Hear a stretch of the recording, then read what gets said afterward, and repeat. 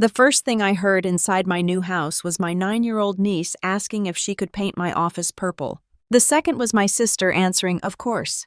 Aunt Hannah can work in the basement." I stopped on the front porch with 2 grocery bags, cutting into my fingers. I had owned the house for 6 days. I had never given my sister the address. Then Ava laughed and said, "Mom said Aunt Hannah bought this whole house for us." One of the bags slipped from my hand. A jar of marinara shattered across the porch, splashing red sauce over the blue welcome mat I had bought the morning after closing. Inside, everything went silent. I pushed open the door. My mother stood in the middle of my living room holding one of my framed photographs.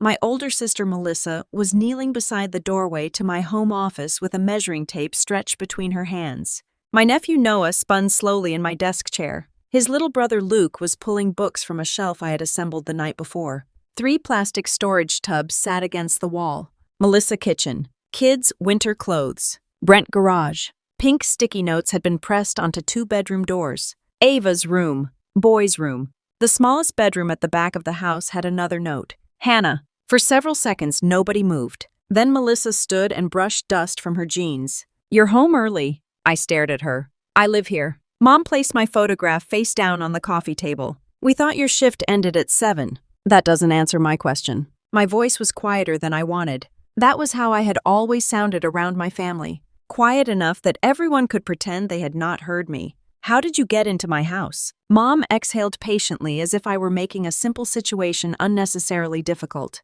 "I had a key made." The words took a moment to settle. "You copied my key. You handed it to me at the cookout. I gave it to you for 30 seconds because my hands were full. And I made an emergency copy. Without asking me. You're single, Hannah. Someone should have access in case something happens." Melissa folded the measuring tape. "Can we please not create a scene in front of the kids?" I looked at the labels on my doors. "You told them they were moving here. We were going to explain everything. You already explained it to them." Ava stood at the end of the hallway holding 3 purple paint samples against her chest. "Mom said I could have the room with the big window." Melissa's expression tightened. "Ava, take your brothers outside." "But I wanted to ask Aunt Hannah." "Outside, now." The children moved reluctantly toward the back door. Before Ava left, she looked at me. "Can I still paint it purple?" I could not answer. The door closed behind them. I turned to Melissa. "You told your children this house belonged to them." "I told them we were finally getting enough space." "In my house, you have 3 bedrooms." "Yes." "And there's one of you." "Yes, there are 5 of us." "That doesn't make this yours." Mom stepped between us. "Stop talking like strangers. We are family. You copied my key because we knew you might react emotionally at first." "React to what?" Melissa's false patience disappeared. "Brent and I can't keep paying $1,800 a month for a cramped townhouse. The landlord is raising the rent again. Ava needs privacy, and the boys are getting too old to share that tiny room. Noah is 7. Luke is 5. That is easy for you to say. You don't have children." There it was. The sentence my family used whenever they wanted my opinion to stop mattering. I was not a mother, so I could not understand pressure. I was not married, so my evenings were free. I lived alone, so my rooms were empty. My life contained fewer people, therefore it counted less. "How long were you planning to stay?" I asked. Melissa glanced at Mom. Mom began straightening a throw pillow that had not needed straightening. "How long?" "Until we got stable," Melissa said. "What does stable mean? Why do you need an exact date?" "Because you're standing inside my home assigning bedrooms." Brent's storage tub sat beside my couch. I pointed at it. "You brought his things too." "He's working." "Does he know you're here?" "Of course." "Did either of you ever plan to ask me?" Mom gave me a wounded look. "We are discussing it now." "No. You entered first. You moved my belongings. You told the children. Now you're informing me." Melissa laughed once. "You always have to make yourself the injured party." I walked into the kitchen and opened the cabinet beneath the sink. I took out a roll of black trash bags. Then I began putting their things inside. The paint samples, the sticky notes, the measuring tape, the packages of children's hangers, a stack of school enrollment forms that already listed my address. Melissa stared at me. "What are you doing? You're leaving." "Hannah, stop," Mom said gently. That was her style. She rarely raised her voice. She made every demand sound like comfort, and every boundary sound like cruelty. I tied the bag. "You have 2 minutes to collect what you brought." Melissa stepped closer. "You would throw out your own niece and nephews. They do not live here. They could live here if you stopped being selfish. You gave your children a promise using something that belongs to me. They need a home. They have a home. A rental is not a real home. I looked at her. I rented for 14 years. That was different. How? You only had yourself to worry about. The answer struck exactly where she intended. For 14 years, I had lived in basement apartments, one-bedroom units, and a drafty duplex beside the interstate. I had worked weekends as a cardiac sonographer at Mercy Ridge Medical Center. I had packed lunches, skipped trips, and driven a Corolla with a broken radio past 200,000 miles.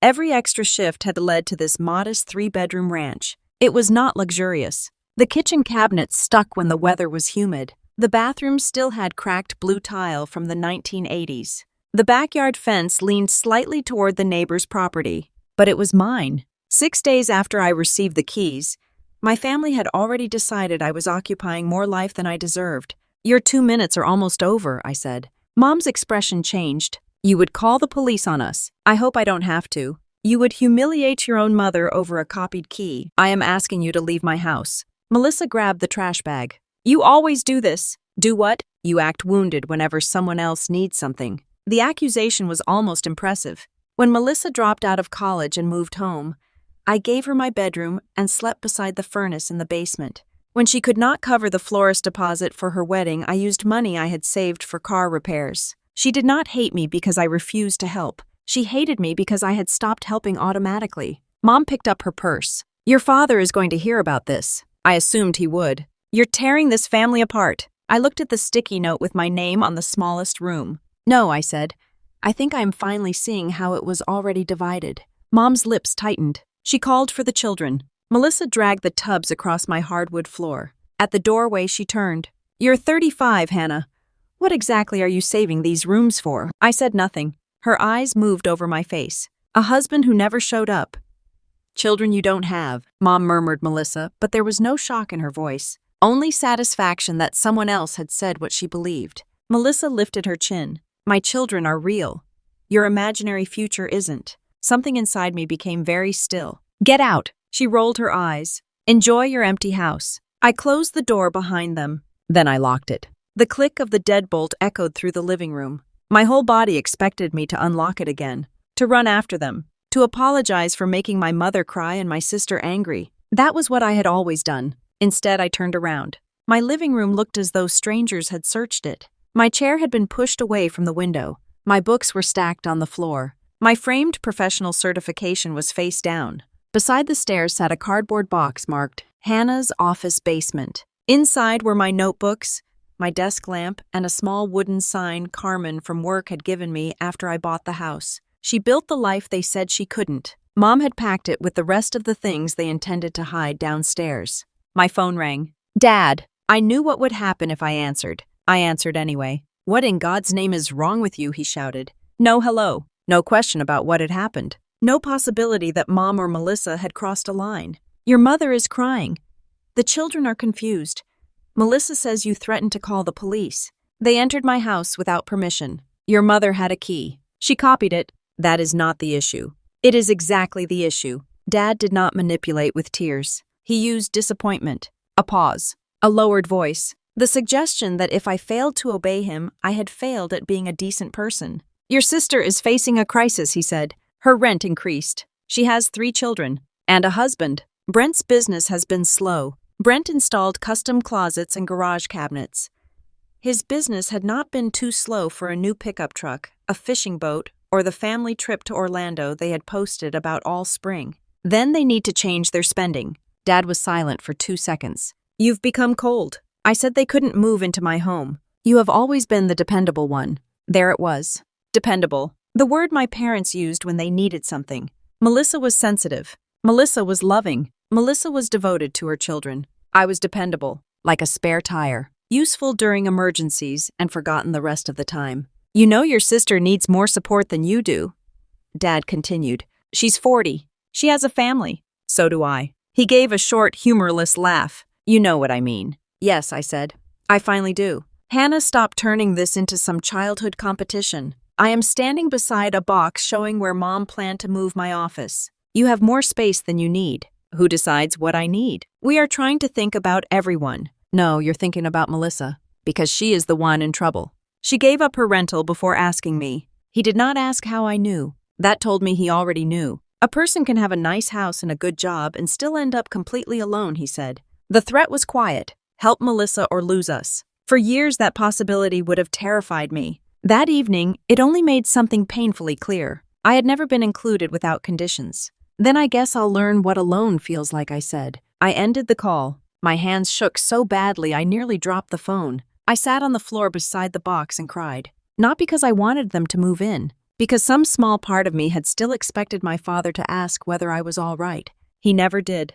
The next morning, I found proof that none of this had been spontaneous. Melissa had tagged me in an old Facebook post. The post was from 4 weeks earlier, 11 days before I closed on the house. It showed the real estate listing, my front porch, my kitchen, the yellow bedroom. The caption read, "Big changes coming. The kids are finally getting the home they deserve. Family always comes through." One of Melissa's friends had asked, "Which room does Ava get?" Melissa replied, "The yellow one with the big window. Hannah can use the basement because she works all day anyway." Someone else asked whether Brent would finally have a workshop. Melissa wrote, "2-car garage. He already has plans." Mom had commented beneath the post, "This house will bring our family together." They had begun dividing my home before it belonged to me. Before I signed anything. Before I carried in a single box. Before I stood alone in the empty living room and cried because I had finally created one stable place for myself. My phone buzzed with the family group message. Dad had accidentally included me. Mom. "Don't argue with her anymore. Let her calm down." Melissa. "Our landlord already found another tenant. Brent says we can start moving Friday." Dad. "Once the children's beds are there, she won't make them leave." Mom. "Exactly. Hannah always gives in when things become real." I read the final sentence several times. Hannah always gives in. 3 words that describe my entire role in the family. They did not believe I had agreed. They believed my agreement was unnecessary. I typed, "Do not bring anything to my property. You do not have permission to live here." Melissa replied immediately, "You are making 3 children homeless over your pride." I wrote, "You gave up your rental before asking me. That decision belongs to you and Brent." Then I muted the conversation. Sunday dinner arrived disguised as a peace offering. Dad texted, 6 o'clock. "Your mother is making roast chicken. We will find a reasonable solution." Every instinct told me not to go, but hope can survive long after evidence should have killed it. Some part of me still wanted Mom to apologize. I wanted Dad to admit that copying a key was wrong. I wanted Melissa to tell her children that she had made a promise she had no right to make. I went. Mom's best white dishes were on the table. Dad sat at one end. Mom, Melissa, and Brent sat together on his right. One empty chair waited on the opposite side. A thick folder lay beside my plate. Dad waited until I sat down. "We have all had time to cool off. I'm not sure everyone has. We are not trading accusations tonight." Melissa looked exhausted in a carefully arranged way. No makeup, hair pulled back, pale sweater. "This has been horrible for the children," she said. "You told them the house was theirs. Because I trusted you. You never asked me." Mom lifted one hand. "We are not returning to that. That is the entire problem." Dad pushed the folder toward me. "We found a compromise." Inside were listings for 5 and 6 bedroom houses near Ava's school. Mom had written notes in the margins. Good yard for the kids. Room for Brent's equipment. Finished lower level for Hannah. Possible space for Mom and Dad later. I looked up. "What is this?" Melissa leaned forward. "You sell your ranch. We use the proceeds for a larger house." "We." "All of us," Mom said, as if she were offering me something generous. Dad tapped the first listing. "This place has room for everybody." "Who pays for it?" "You qualify for the strongest mortgage," he said. "And Brent and Melissa would contribute." "How much?" Brent looked away. That was his role in the family. He rarely made demands openly. He stood behind Melissa while she made them, then quietly benefited. "My income changes month to month," he said. "So how much?" "We shouldn't have to prove ourselves to you," Melissa snapped. "You want me to finance your house. We want to build something together, with my down payment and my income." Mom frowned. "You would still have your own area." "What area?" "The downstairs suite," Melissa said. "It has a separate entrance." I stared at her. "You want me to sell my house so I can live in a basement?" "It's finished." Brent finally showed interest. "This one has 3 garage bays. I'd need the 2 connected spaces for the truck and tools. Hannah could use the small bay or park outside when the weather's good." He said it as if he had already measured the garage. Mom began serving food. Some of your furniture might not fit, but we can sell whatever the household doesn't need. I am already a household. Melissa laughed. One person is not a household. Even Brent glanced at her. She did not stop. You work, you come home, and you eat dinner alone. You have rooms you don't use. My office is not unused. You could put a desk anywhere. It's my house. And my children need it more. There it was. Not a request. A declaration of greater worth. Dad folded his hands. Refusing a reasonable solution would make people question whether you care about remaining part of this family. Mom's eyes became wet. Think about your relationship with the children, Brent added. Everyone knows how much space you have. Not love, reputation. What would people think if the single daughter owned a home while the married daughter rented? I looked at the listings again. You spoke to a lender, didn't you? Mom stopped moving. Dad cleared his throat. We had a general conversation. Using my income. We know approximately what you earn. How? Mom looked down. 2 months earlier, a pay statement had been mistakenly sent to my parents' address. Mom had told me it arrived sealed. You opened my mail. It looked important. You opened it. We are your parents. I'm 35. That does not mean we stop caring. Care does not look like this. Dad struck his palm against the table. Enough. Every person here is trying to include you in a family plan. A plan I was expected to finance. You earn more than Melissa. Because I worked nights and weekends while you paid her tuition. Melissa rolled her eyes. Here we go. Yes, I said. Here we go. Mom looked offended.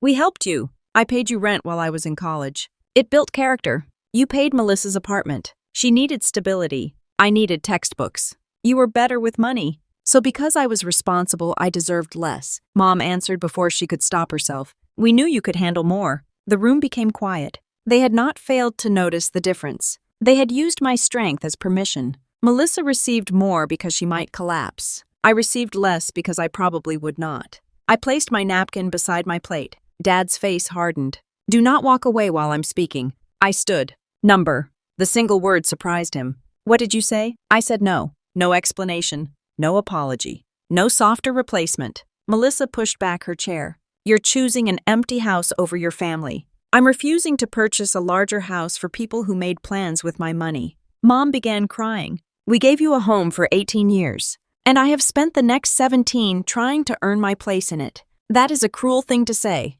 It is a cruel thing to realize. I picked up the folder. For 1 second, they looked hopeful. Then I dropped it into the kitchen trash. Do not come to my house.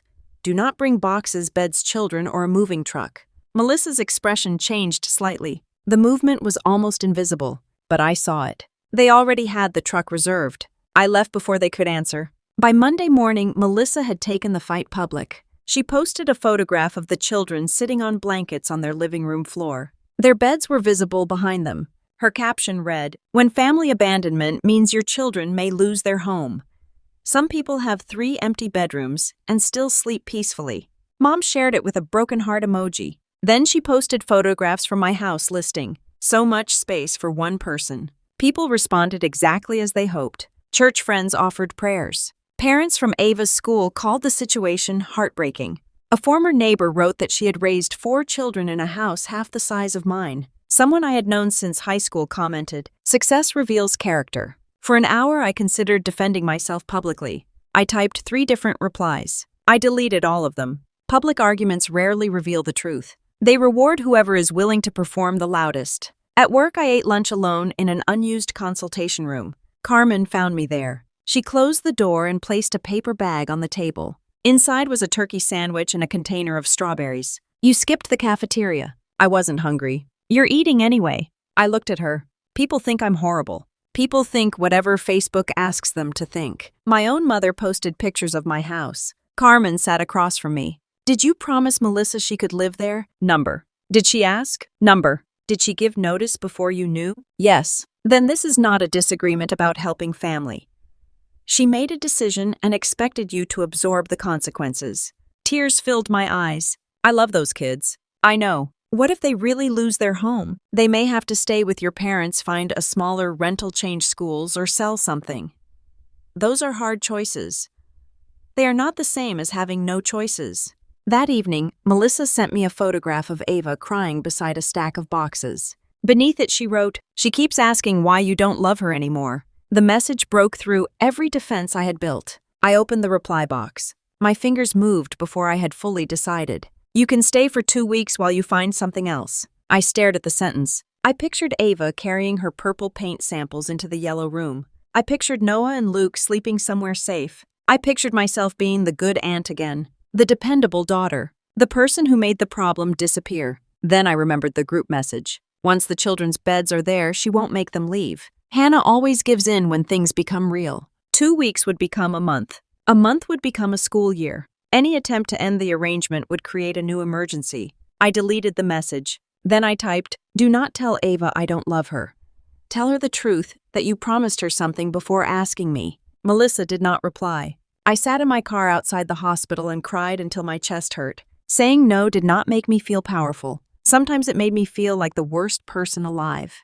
But feeling guilty did not mean I was guilty. That was a distinction I was only beginning to learn. The pressure continued through the week. Mom called relatives. Dad told people that money had changed me. Brent left one voicemail saying decent people did not care so much about technical permission. Pastor Ray appeared at my door after Mom contacted him. I spoke through the locked door. "Your family is worried about the condition of your heart," he said. "Did they tell you they entered my house without permission?" I'm sure emotions were high. "Did they tell you my sister promised the rooms to her children before speaking to me?" There are often misunderstandings on both sides. No.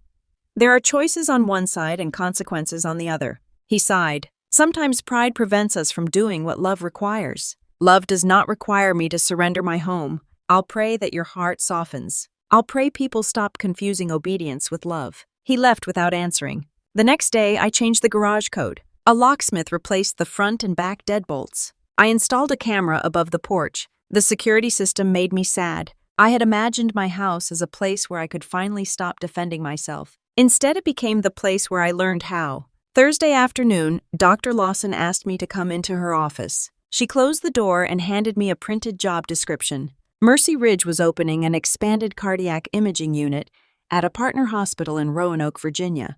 They needed a lead sonographer. "I was going to discuss this with you before your family situation began," she said. "Your name has been on the shortlist for nearly 2 months. The role included better pay training responsibilities and relocation assistance." "You are not being pushed out," she continued. "I need you to understand that." "I do. Moving can be an escape." I waited. "It can also be growth." I folded the job description and placed it in my bag. I did not know yet which one it would be. That evening, Carmen left a loaf of cinnamon bread on my desk with a note beneath it. "You are not cruel because your no created work for people who expected your yes." I taped the note inside my kitchen cabinet. It was the first thing I saw the next morning. 2 days later, I turned onto my street and saw a white moving truck in my driveway. For several seconds, my mind refused to understand the scene. Brent's pickup was parked at the curb. The back of the truck stood open. 2 mattresses leaned against my garage. A wooden bunk bed frame lay across the lawn. Mom stood on the porch holding a casserole dish. Dad was walking toward the side gate. Melissa was carrying a lamp. The children sat near the curb beside their backpacks. They had come to move in. Melissa saw my car. She stopped. Then she lifted her chin and continued toward the house. That one movement told me everything. Once the furniture was unloaded, I would give in. Once the children were crying on my lawn, I would give in. Once the neighbors were watching, I would give in. Once it became real, Hannah always gave in. I parked across the street. My hands shook so badly that I dropped my phone between the seats. I retrieved it and called the police. The dispatcher asked whether anyone was in immediate danger. "No," I said, "but people who do not live at my address are attempting to move into my home." "Did you invite them?" "Number. Do they have access?" "They copied a key, but I changed the locks." As I spoke, Brent tried the front door. The deadbolt held. He pulled the handle twice, then looked toward Dad. Dad continued around the side of the house. A notification from my door camera appeared on my phone. Then a text from Mom. "We are done arguing. The children need stability. Please behave like an adult and open the door." I replied, "You do not have permission to be there. Leave my property." Mom looked at her phone. Then she spotted my car across the street. She marched toward me and struck the passenger window with her knuckles. I locked the doors. "Get out," she demanded. I lowered the window 2 inches. "The police are coming." Her expression went blank. "You called the police on your own family. I told you not to come. Your sister's lease ends tomorrow. She gave notice without asking me. She believed you would do the right thing. She believed she could force me." "Lower your voice." The neighbors are watching. My window is almost closed. Melissa approached with her phone recording. Then she looked toward Ava. Go ask your aunt why she doesn't want you, she said. Ava stared at her. Go on. I opened my car door and stepped out. Do not do that. Melissa kept filming. Why are you afraid she'll ask an honest question? You lied to her. You do not get to make her confront me for you. Ava stood beside the truck, clutching her stuffed rabbit. Her face had gone pale. I looked at Melissa. Take the children back to the car. This is between the adults who created this situation. You created it by refusing to help. No. You created it when you promised them my home. Mom moved closer. Those children believe this is where they're supposed to live, because their mother told them that. They will remember what you did today. So will I. A patrol car turned onto the street. Melissa's expression changed instantly. Her shoulders dropped. Her voice softened. By the time the officer stepped out, she was crying. My sister is having some kind of breakdown, she said.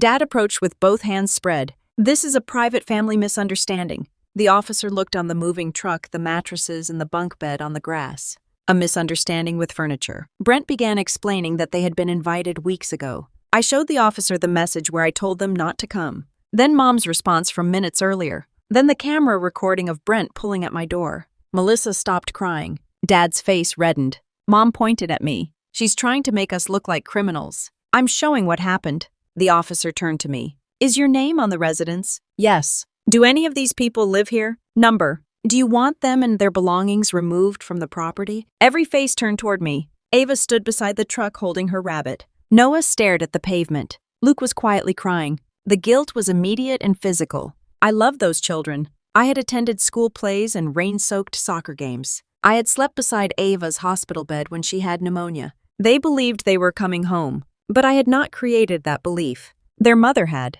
Giving in would not protect them from manipulation. It would teach everyone that manipulation worked. Yes, I said. I want everyone and everything removed. Melissa stared at me. Mom whispered, you cold-hearted girl. The officer instructed them to reload the truck. Dad argued until a second patrol car arrived. Brent threw the mattresses back into the truck so hard that one tore against the metal frame. He had said almost nothing through the entire conflict. But the moment his free garage disappeared, his anger finally became visible. Melissa kept filming. Everyone is going to know what you did. I looked directly at her phone. Make sure you include the part where I told you not to come. The phone lowered slightly. The neighbors watched from porches and windows. For most of my life, that would have destroyed me. What will people think? That question had controlled every decision in our family. What would people think if Melissa did not have an elaborate wedding? What would people think if Brent's business was failing? What would people think if the married daughter rented while the single daughter owned a house? Mom looked at me with a mixture of fury and disbelief. You will care when you're alone. The sentence was meant as a curse. Instead, it freed me. I was already alone, I said. I just kept calling it family. No one answered. The truck left shortly before sunset. Ava looked back through the SUV window until they turned the corner. I stood on the damaged lawn among strips of tape and broken packing foam. I did not feel victorious. I felt as though someone had died. Not my family. The version of them I had spent years hoping would someday love me without requiring payment. The next morning, Melissa posted a photograph of Ava beside the moving truck. My daughter watched her own aunt choose an empty house over her. This time, the comments did not go the way she expected. One person asked, did Hannah actually agree before you gave up your rental? Another wrote, why did you arrive with furniture after she told you not to? A parent from Ava's school asked, why were the children promised rooms in someone else's home? Melissa deleted the comments. Then she disabled replies. The moving truck was too large to explain away, too visible, too unreasonable. Aunt Denise called me that afternoon. Your mother says you promised them the house. I didn't. She says Melissa had already packed. She packed before asking, did your mother really copy the key? Yes. And they labeled your bedrooms? Yes. Aunt Denise was quiet. Then she said, your mother did something similar to me when we were young. What happened? When I got my first apartment, she told our cousin Beth she could stay with me all summer. Without asking, she said she knew I wouldn't refuse once Beth arrived. What did you do? I let Beth stay. Did you want her there? Number. Why didn't you say no? Aunt Denise gave a tired laugh. Because your mother cried. And because everyone said I had more space than I needed. A chill moved through me. This was not a misunderstanding. It was a family tradition. The quiet person adjusted. The demanding person received. Everyone else called it peace. On Monday, I accepted the position in Roanoke. The promotion had been under discussion before Melissa ever brought the truck. The relocation package would cover my moving costs and most of the expenses involved in selling the ranch. I was not being driven away. I was being offered something I had earned. That distinction mattered. Mom appeared at my door 2 days later carrying a pecan pie. I saw her through the camera. When I opened the door, I remained in the doorway. "You're going to make your mother stand outside?" "Yes." Her mouth tightened. "I brought your favorite." Pecan is Melissa's favorite. Mom glanced down at the pie. "Well, you eat it." "I don't like pecans." "Since when?" "Since always." She dismissed the correction with a slight movement of her hand. "Your father and I have been thinking." "That sounds dangerous." This sarcasm is not attractive. "I'm not trying to attract anyone." She reached into her purse and removed a real estate flyer. The house on the page had 6 bedrooms, a detached garage, and an old swimming pool. We found the answer. Number. "You haven't heard the plan." "I recognize it." "You sell this house. We buy this property together. Melissa's family takes the main floor. You have the upstairs rooms. Your father and I could convert the garage apartment later." Number. "It is near Ava's school." Number. "You cannot keep responding like a teenager. You cannot keep making plans with my life. We are trying to save this family. You are trying to save Melissa from changing her lifestyle. You know Brent's credit is damaged." "I didn't damage it." "You know his business is unstable." "I didn't make it unstable." "You know Melissa cannot work full-time. All 3 children are in school. She needs flexibility." "So do I." Mom stared at me. "You have the luxury of independence because you do not have a family." "I have a family." "You only count me when I am useful." For one moment, shame appeared on her face. Then anger covered it. "You think your hospital friends are your family now? I think they respect me. They will move on with their lives. So will I." "What does that mean?" "I accepted the lead position in Roanoke." The flyer lowered. "You can't move to Virginia." "I already accepted." "What about this house?" "I'm selling it." Hope flashed across her face. She thought I was finally financing the larger property. Then I said I'm buying a smaller place in Roanoke. Alone. The hope vanished. "But what about Melissa?" "Melissa's housing is Melissa and Brent's responsibility." "You are abandoning your sister." "No. I am refusing to become her housing plan." Mom looked past me into the living room. My furniture was where I wanted it. My books were back on the shelves. My certification photograph stood upright. "Your father will never forgive this." I'm no longer organizing my life around which version of me Dad is willing to forgive. She began tapping her fingers against the pie plate. It was the rhythm she had used throughout my childhood whenever I did not agree quickly enough. "I don't know who you are anymore." "That's because you only knew the version who said yes." Her eyes filled. "We loved you." "I know." "Then why are you punishing us?" "I'm not." "You called the police. You came with a moving truck." "We were desperate." "You were confident." Mom went quiet. I looked at the pie. "Do you know what my favorite dessert is?" She looked irritated. "We just discussed it." "What is it?" "You like cake." "What kind?" "Chocolate." "Melissa likes chocolate cake." "You both ate it." That was the answer to everything. Mom said nothing. "Melissa wanted chocolate. I could tolerate chocolate, so we had chocolate." "Melissa wanted the larger bedroom. I could fit in the smaller one, so she got it." "Melissa needed tuition. I could take loans." "Melissa needed childcare. I could use vacation days." "You kept saying you were fine." "I learned that saying anything else made life harder. We knew you could handle more, so you gave me less." The sentence settled between us. Mom looked down at the pecan pie. For the first time, she seemed to understand what she had brought. "Not my favorite. Never my favorite.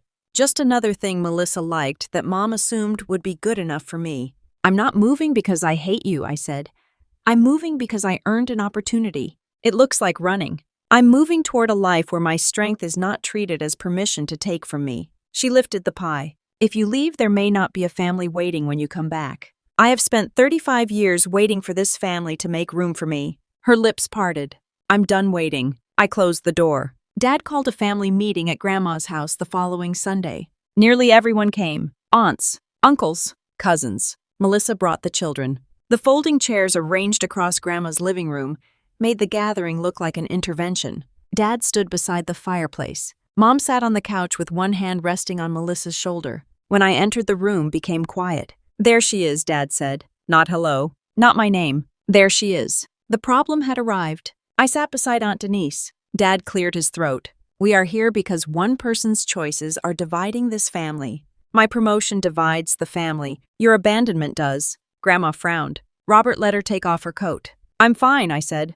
Dad continued. Melissa and her children are facing unstable housing. Hannah owns a house with unused bedrooms. Instead of helping, she called police on her own parents and sister. Uncle Steve looked at me. Did you promise Melissa she could move in? Number, Dad interrupted. She knew they were struggling. That wasn't the question, Aunt Denise said. Melissa's eyes flashed toward her. I looked directly at my sister. I have 3 questions. Dad shook his head. We are not putting anyone on trial. You invited the jury. Grandma pointed toward Melissa. Answer her. I kept my voice calm. Did I ever invite you to live in my house? Melissa folded her arms. We had an understanding. Yes or no? You knew we needed help. Did I ever invite you? Number. Several relatives shifted in their chairs. Did I ever promise Ava the yellow bedroom? Melissa's jaw tightened. You knew she was excited. Did I promise it to her? Number. Ava looked up. I asked the final question. Why did you give notice to your landlord before I said yes? Melissa looked toward Mom. Mom looked at Dad. No one rescued her. Finally, Melissa said, because you always help. That wasn't my question. She stood. Because we knew you would come around once it was real. The room became silent. Uncle Steve leaned forward. So you knew she had not agreed. Melissa's voice sharpened. She didn't need to say it.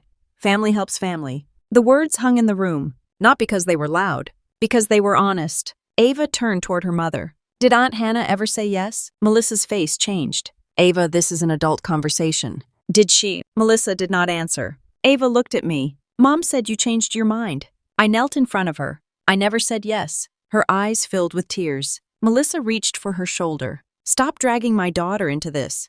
I stood again. You involved her when you promised her my office. Dad pointed toward me. Look at what you are doing to those children. No, Grandma said. Every person in the room turned toward her. Grandma looked at Melissa. Look at what their mother did. Melissa's mouth fell open. Grandma's voice remained calm. You promised your daughter something another person owned. Then you blamed that person when the promise failed. Mom covered her mouth. Dad's face reddened. This family will not turn against Melissa because Hannah knows how to tell a story. Aunt Denise looked at him. You told us Hannah broke a promise. She broke a family understanding. No, Grandma said. You confused her past obedience with permission. No one spoke. I took a breath. My house goes on the market tomorrow. I accepted a leadership position in Virginia. I'm moving next month. Melissa stood so quickly that her knee struck the coffee table. But where are we supposed to go? The question came immediately. Not congratulations. Not are you sure? Not will we still see you? Where are we supposed to go? Even then, the only part of my future she could see was the part no longer available to her. You and Brent will decide that. You are selling a perfectly good house just to keep us out. I am taking a promotion. You would not be leaving if we had not needed help. You're right. A flicker of triumph crossed her face. Then I continued. I might have stayed in a town where I believed I had a family. You showed me that staying nearby only made it easier for you to reach into my life. Dad's voice shook with anger. If you walk out now, do not expect us to chase you. I looked at him. I have spent my entire life chasing all of you. The words hurt as they left me, but they were true. I'm tired. Grandma reached for my hand. I'm sorry, she said. 2 words. Simple, late, but real. It was more than my parents had offered. I squeezed her fingers. Thank you. As I walked toward the door, Aunt Denise followed me onto the porch. Then Uncle Steve. Then 2 cousins. They did not leave the meeting. They only stood beside me for a moment. But for the first time in my life, I was not alone outside the family circle. The first offer on the house came from a young couple named Daniel and Priya. He taught middle school science. She was a respiratory therapist expecting their 2nd child. During the showing, Priya stood in the yellow bedroom and rested one hand on her stomach. This would make a beautiful nursery, she said. For a moment, I saw Ava's purple paint samples. Then the image passed. The room did not belong to that memory. It belonged to whatever came next. Their offer was fair. No dramatic bidding war. No wealthy investor. Just 2 people hoping to raise their children in a quiet neighborhood. I accepted it. When the realtor asked what to do with the spare keys, I told her to destroy every copy. All of them. All of them. Before leaving, I painted over the faint purple mark beside the office doorway. I packed my books, my certification, the blue welcome mat with the pasta sauce stain that never completely disappeared. I kept Carmen's wooden sign. She built the life they said she couldn't. The final night, I stood in the empty living room. The house had been mine for only a few months, long enough to teach me that owning walls did not automatically create safety. Long enough to teach me that a boundary was not real until it survived somebody's anger. Long enough to teach me that keeping the peace and having peace were not the same thing. Dad sent one message before I left. "You chose strangers over family." I replied, "I chose a life where love does not require surrender." He never answered. 1 year later, morning light filled the kitchen of my small house in Roanoke. It had 2 bedrooms, 1 bathroom, a narrow backyard shaded by an old maple tree. It was smaller than the ranch. It was quieter. It was mine. The second bedroom served as both an office and a guest room. No sticky note hung on the door. No one had measured it while I was at work. No one had informed me that another person needed it more. A bright yellow chair stood beside the living room window. Mom would have called it too loud. Melissa would have said it looked cheap. Every time I saw it, I smiled. On my 36th birthday, Carmen drove in from my old town. Several coworkers from the new hospital arrived carrying food. Mrs. Alvarez from next door brought homemade tamales. Evan, a physical therapist I had been dating for 3 months, arrived last with a white bakery box. I followed the instructions exactly he said. Inside was a lemon icebox pie. 36 candles were packed beside it. I laughed. "That may be a fire hazard. We work in a hospital.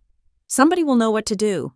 Everyone laughed. Nobody asked for money. Nobody inspected the spare bedroom. Nobody suggested that my home existed to solve their emergencies. They had come because they wanted to celebrate me. The realization still felt unfamiliar enough to bring tears to my eyes. Carmen raised her glass. To Hannah, she said, who finally stopped confusing being needed with being loved. I wiped beneath one eye. That is an aggressive birthday toast. It is also accurate. I raised my own glass. To homes where nobody has to earn their room. Later that night, after everyone left, my phone lit up. A message from Ava. We had begun exchanging occasional texts through Grandma. The rules were simple. No messages delivered for Melissa. No questions about money or housing. No guilt. Ava wrote, "Happy birthday. Grandma said you like lemon pie." I didn't know that. I stared at the sentence. Neither did most of the family. I typed, "Thank you. It has always been my favorite." She replied with a yellow heart. Melissa and Brent eventually rented a smaller house 40 minutes outside town. Melissa returned to work 3 days a week at a dental office. Brent sold his pickup and bought a used SUV. The children shared rooms again. They adjusted. For years, I believed disaster would follow if I stopped rescuing them. Instead, they changed what they could afford. The crisis had never been that they were incapable. The crisis was that using me had been easier. Before bed, I hung my house key on the wooden hook beside the door. One key. No secret copies. No emergency access disguised as love. For the first time, the only key to my home belonged to the person whose life was inside it. I still did not know whether I would someday rebuild a relationship with my parents. Perhaps they would learn to love me without treating access to my life as a right. Perhaps they would not. But my future no longer depended on their growth. That work belonged to them. Mine was learning that being dependable did not mean I had been born to carry everyone. So what would you have done? Would you have let Melissa's family stay temporarily because the children had already been promised bedrooms? Or would you have called the police the moment that moving truck entered your driveway? Because sometimes the hardest boundary is not the one you set with people you hate. It is the one you finally set with people you still love.